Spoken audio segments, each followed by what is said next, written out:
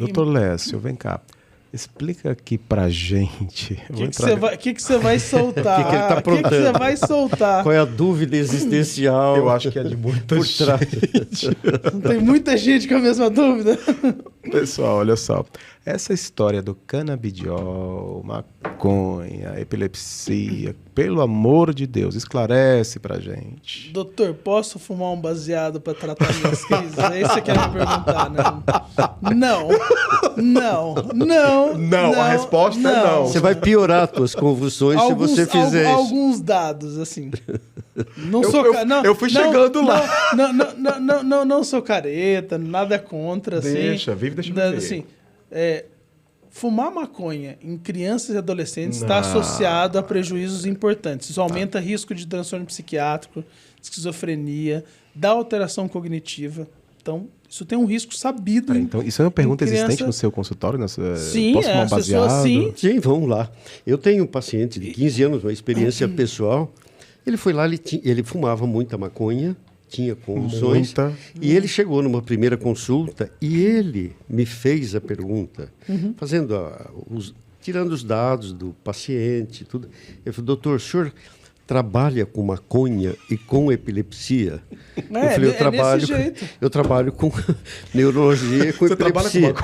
Mas agora, infelizmente, parece piada, mas assim, tem algumas pessoas ele falou, se o senhor não for tratar com epilepsia... Eu não quero, eu vou... maconha, eu vou embora. Exatamente. Eu não vou largar minha maconha por causa Tem disso. várias pessoas que procuram, hoje em dia, um neurologista na história da epilepsia, para endossar o uso recreacional da maconha, justificando a doença. Que era exatamente o caso. E eu vou te falar que tem alguns querendo, e já conseguiram, infelizmente, e fazem isso, de endossar, inclusive, cultivo. Em domicílio.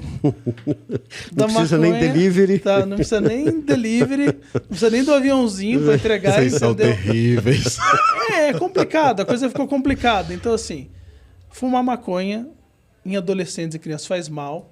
Em adultos é uma outra discussão que provavelmente o risco é menor. Pessoal, não é apologia às drogas de forma nenhuma. Mas esse risco existe. Mas esse risco existe, não. Existe o risco, mas ele é menor. Mas é que assim, a questão é que, principalmente em crianças e adolescentes, por que eu estou fazendo questão de colocar, é um risco importante que está sendo negligenciado na população. E adultos, os pais acham que tudo bem, meu filho está fumando maconha. Melhor ele fumar na do cidade. que eu também fumei quando era... Assim, fumar maconha dá uma taxa... Metade dos casos de psicose... O que é psicose? É quando você acha que Deus está falando com você, mas para valer, entendeu?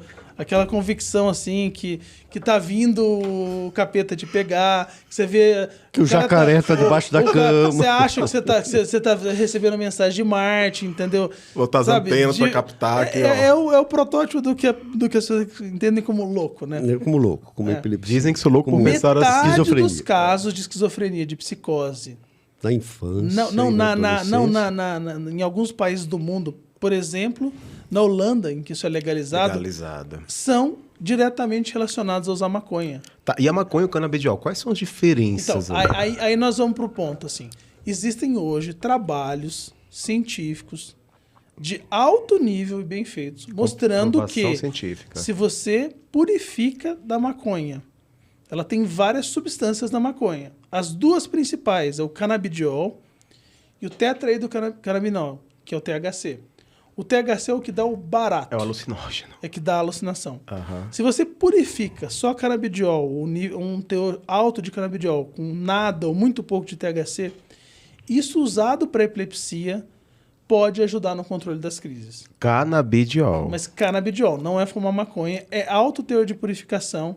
Então, ou seja, nós estamos falando de um remédio, não é plantou as pezinhas na tua casa. Não, ali tá com alucinógeno. Cozinha as florzinhas com as folhinhas lá, faz um óleo, dá uma benzida e usa. Faz aquela garrafada. Aí eu tomo 3 gotinhas, assim, as pessoas têm feito isso. Assim, não é isso, é um remédio purificado, com grau farmacêutico. E fica no ensaio e erro, né? E é eficaz. Dá 3 gotinhas, dá 4 gotinhas, com a esperança de que aquilo vai resolver o problema. Assim, isso não é medicina. Não resolve. Não, isso não é medicina.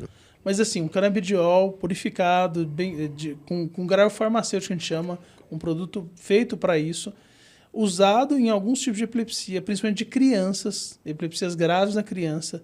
Não é no lugar dos remédios para epilepsia, é junto com os remédios para epilepsia, mostrou uma eficácia significativa em reduzir as crises nessas crianças. Principalmente aquelas de período neonatal, né? Então, as principais, assim... Aquelas convulsões iniciais. Dravet, síndrome de Dravet, síndrome de Lennox-Gastaut, esclerose tuberosa. São 3 doenças que dão epilepsia em crianças, são doenças graves. Precoces, né? Começa mais nos primeiros anos de vida. E o canabidiol ajuda bastante. O canabidiol ajuda. Só que assim, vamos aos fatos. Vamos. Não é milagroso. Sim. A maior parte das crianças que tomou esses remédios nos tratamentos reduziu em torno de uns 40%, 50% as crises. O que isso é na prática? Se teu filho tem 10 crises por mês, ele de 10 baixa para 4, 5 crises, 6 crises. Certo. Ajuda. Sim. Mas assim, não é milagroso. Mas assim, ajuda um pouco ali, né? Mas assim, em vez de 10, ter 5 é fantástico, mas assim, mas não resolve o problema. Não. O fantasma existe. Isso é o resultado médio. A maior parte das vezes dá mais ou menos isso de resposta. Chance de ficar zerado de crise nos estudos. 5, 10%. Tá. Chance de se dar muito mal com o remédio, parar de usar a medicação ainda na fase inicial do estudo, nas primeiras semanas, porque sentiu muito mal, porque piorou as crises. 10 a 15%. Então, assim, a chance de dar errado é muito maior do que a chance do milagre, que é ficar sem crise, que é o que a família pensa que vai acontecer. E, na média, reduz mais ou menos a metade das crises. Ou seja, é um remédio. Sim. A maior parte dos remédios não é milagroso. A maior parte dos remédios não é milagroso, mas funciona em casos em que você fez um diagnóstico correto, tratou com os remédios que a gente já sabe que funcionam de maneira correta. Apesar disso, a pessoa continua com crise. Você fez aquela avaliação por um especialista, como eu coloquei. Do diagnóstico, você confirmou que o diagnóstico está correto, que o tratamento está correto. Você viu, não, claramente dá para fazer uma cirurgia e curar a epilepsia, zerar as crises. Quando essas coisas não são possíveis, o canabidiol entra sim como opção de tratamento. Isso não é mais um mito, isso é uma verdade. Tem um comprovação científica. Comprovado cientificamente para crianças, com certeza.